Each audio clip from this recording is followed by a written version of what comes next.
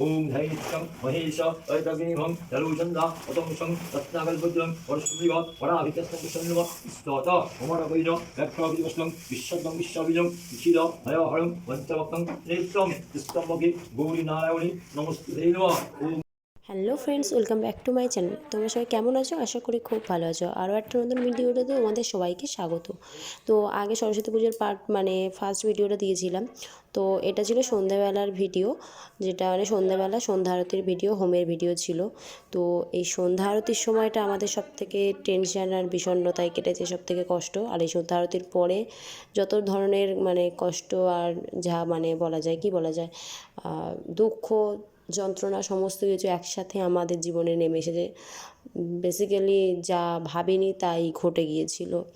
তো সন্ধ্যেবেলা ঠাকুরমশাই এসেছিলেন, আমাদের বাড়ির পরিস্থিতি দেখেই এসেছিলেন, যে আমরা বলেছিলাম যেভাবে পারবেন সেভাবে করে দিন। এখন মাও তো কোনো দোষ করেনি, আমরা যেহেতু তাকে অনেক আগিয়ে এনেছি, তারপরে সমস্যাটা ক্রিয়েট হয়েছিল।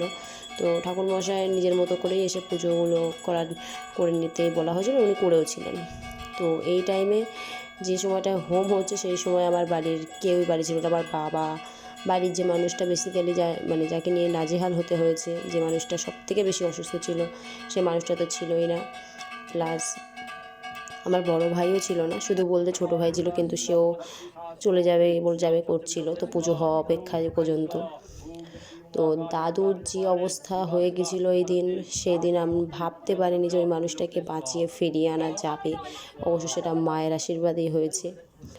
তো এই যে মুহূর্তে আমি এই হোমের ভিডিও করছি, সেই মুহূর্তে ভিডিওটা আমি অবশ্য করিনি, বলা ভুল হচ্ছে, ভিডিওটা ভাইয়ের হাতেই দিয়েছিলাম, যে ভাই তুই কর। আর আমি শুধু টেনশানে ভুগছিলাম। একবার দাদুর বাড়ি যাচ্ছি আর একবার নিজের বাড়ি আসছি, যেহেতু আমার দাদু দিদা আলাদাভাবেই থাকেন, সেটা ব্যক্তিগত কারণ আছেই অবশ্যই। তো এরপরে যখন বারবার আমি বড় ভাইকে ফোন করছিলাম যে দাদুর অবস্থা কীরকম। তো এরই মধ্যে নাকি যে স্যালাইন দেওয়া হচ্ছিলো, স্যালাইন টানতে পারছিল না, তার মধ্যেই চোখ মুখ উল্টে দম শ্বাস নিতে আর পারছিল না।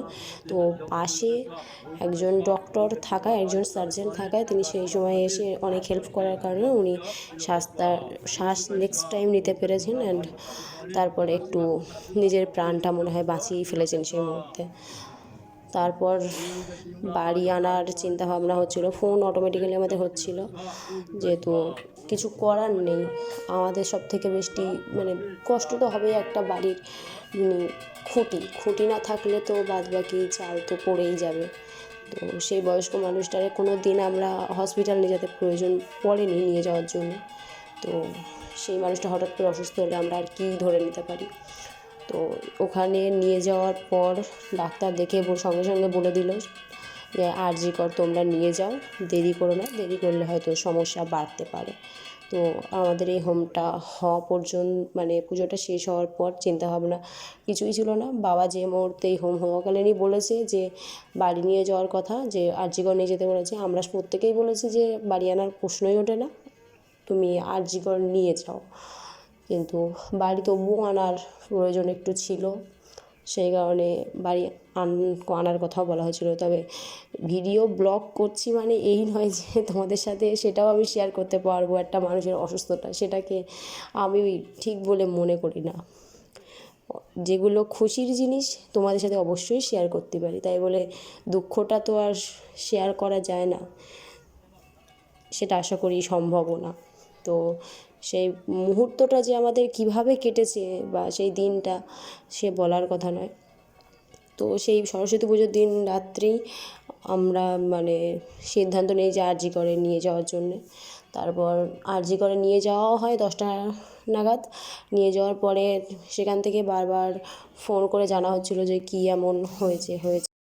হসপিটালে যেহেতু আমার হাজব্যান্ড গিয়েছিল, বাবা গিয়েছিল, বড় পিসি অ্যান্ড বড় পিসির ছেলে গিয়েছিল। তো আমার হাজব্যান্ডকে আমি বারবার ফোন করছিলাম, ও ইনফরমেশান দিচ্ছিল। তো 3 ঘন্টাটা রিপোর্ট করার পর, রক্ত নেওয়ার পর বলল যে 2টো কিডনি নাকি ড্যামেজ হয়ে গেছে, কিডনির অবস্থা খুবই খারাপ। এটা ছাড়া আরজিকর কিছু রিপোর্টই বলেনি, এটাই বলেছিল। আর তারপর দাদুর সেলাইন, যেটা আমাদের লোকাল মানে যেখানে ডক্টর মানে ডাক্তারখানা আছে সেখানে যে সেলাইন টানতে পারছিল না, কিন্তু আরজি করে গিয়ে ভালোভাবেই সেলাইন টানতে পেরেছে। আসলে সবাই সেলাইন দিতে জানে না, অভিজ্ঞতা না থাকলে সব ক্ষেত্রে হয় না। আবার বলবো না যে অভিজ্ঞতা না থাকলেও পারবে না, ঠিক আছে। তো আরজি কর যে রিপোর্ট দিয়েছিল সেটা সম্পূর্ণভাবে না হলেও কিছুটা ভুলই ছিল, কোনোভাবেই সেটা সঠিক ছিল না। আরজি কর আমাদের মানে বাড়ি পাঠিয়ে দিয়েছিল, মানে বাড়ি পাঠিয়ে দিয়েছিল বলতে বলেছিল যে তোমরা যদি এখানে ভর্তি করো তাহলে ট্রিটমেন্ট না হতেও পারে, রোগীর অবনতি ঘটবে, উন্নতি কিছু হবে না। তো রেখে আর কি হবে, সেই জন্যে আমরা বাড়ি ফেরত এনে চিন্তাভাবনা করছিলাম যে অন্য কোনো মানে চেনা জানা থাকলে, লোকজন চেনা থাকলে সেখানে ভর্তি করে ট্রিটমেন্ট করানো যায় কি না। ভোরের বেলা দাদুকে বাড়ি নিয়ে আসার পর সবাই একটু রেস্ট নিয়েছে। সকালবেলা হতে না হতেই সবাই চিন্তা ভাবনা করা হচ্ছিল যে কোথায় ভর্তি করা যায়। তো আমরা পরে মানে দাদুর মানে শরীর আরও খারাপ হতে শুরু করেছিল। টোটালে দাদু মানে কিছুই খেতে পারছিল না, এক চামচ যদি শরবত দেওয়া হয় সেটাও বমি করে তুলে দিচ্ছিল। মানে আগের দিন যে অবস্থা ছিল, মানে টোটালে কথা পর্যন্ত কেন একটা হাত পর্যন্ত নাড়াতে পারছিল না। রাত্রে যে অবস্থা ছিল, আরজি কর কিছু সেলাইন আর ইঞ্জেকশন দেওয়ার পর বাড়িতে আনার পর তবু একটু উঠে দাঁড়াতে পেরেছিল। আর সবথেকে বড় কথা, আমার দাদুর মনের জোরটা খুব বেশিই ছিল, সেই জন্য হয়তো ভগবানও আর সেটাকে অ্যাপ্রুভ করতে পারিনি যে না তুই থাক, এরকম একটা বিশেষ ব্যাপারও হয়েছিল। তো আমি রীতিমতো অবস্থা থেকে মানে কেঁদেই ফেলেছিলাম যে কি হবে। আমি যেহেতু আমার বাড়ির কাছেই থাকি, তার জন্য আমার বাড়ির কাছে একটা স্কুলে যাই প্রতিদিন সকালবেলা, যেহেতু বাচ্চাদের স্কুল। তো আমার দাদু দুবেলা আমার সাথে দেখা করতো, আমার তুমি দেখলে ছুটে আসতো রাস্তার দিকে। তো সেহেতু কষ্টটা তো আমার বেশিই হবে।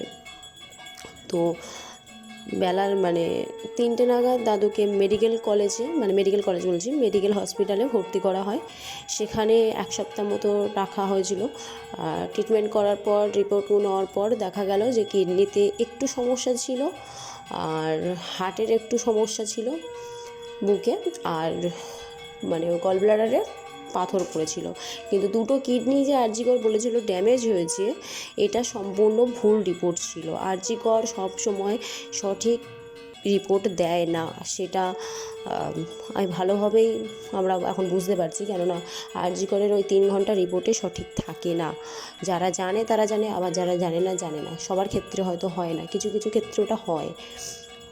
তো আর মানে যে কোনো হসপিটালে, সরকারি হসপিটালে চেনা জানা লোক না থাকলে খুব মুশকিল, বা মানে পেশেন্টের ট্রিটমেন্ট হয় না, সেটা এক্ষেত্রে আমরা বুঝে গেছি।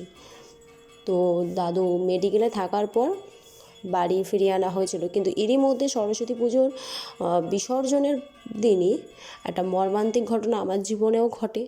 সেটাও একটা শেয়ার করার জন্যেই সেটাও বলতে চাই। তো পুজোটাও দেওয়া, আর কেন পুজোটা আমার খারাপ হলো সেটাও তোমাদের সাথে এই জন্যেই শেয়ার করছি। তো নিজের গল্প করতে গিয়ে তো তোমাদের পুজোর মানে আমার কথায় মন দেবে না পুজো দেখবে সেটা বুঝতে পারছি না। তো আরও একটা দুর্ঘটনা ঘটে গিয়েছে এই টাইমেই, তো সেটা পরের ভিডিওতে অবশ্যই তোমাদের সাথে শেয়ার করব। তো হোম হয়েও গেছে, আর হোমের মানে যেটা টিপ সেটা গোলা হচ্ছে। তো ব্রাহ্মণমশাই নিজের মতো করেই এটা করেছিলেন পুজোটা, তাই এ যাত্রায় আমরাও উদ্ধার হয়ে গেছি। তো আমরা প্রহর গুনতে গুনতে, আমাদের বাড়ি অনেকেই ছিল সেই সময়, যারা বারবার জিজ্ঞাসা করছিল যে দাদু কেমন আছে কেমন আছে। তো দেখতে হবে এখানে সবাই আছে, ওয়েট করছিল পুজোটা হওয়ার জন্যে। চোর কাকি, মা, তারপরে ছোটো ভাই আমার পাশে ছিল, দিদিরা সবাই ছিল। তো এর পরের গল্পটা তোমাদের সাথে পরের ভিডিওতে অবশ্যই শেয়ার করব। আর আশা করি তোমরা বুঝতে পারবে যে কেন আমি এত ভিডিও দিতে লেট করেছি। তো পরের ভিডিওতে অবশ্যই তোমাদের সাথে বলবো। আজ আমার বন্ধু রুটি করতে হয়েছে, সবাই দেখে না এই যে রুটি মারাত্মক। চলো চলো দেখো দেখো তোর রুটিটাই তো ঠিক করাচ্ছি, আমি পরেরটা করছি দেখবি। আচ্ছা আর আমি রুটি সেকতেছি, আর আমার ভাই লেচি কাটতেছে। আমাদের আজ কাজ এটাই।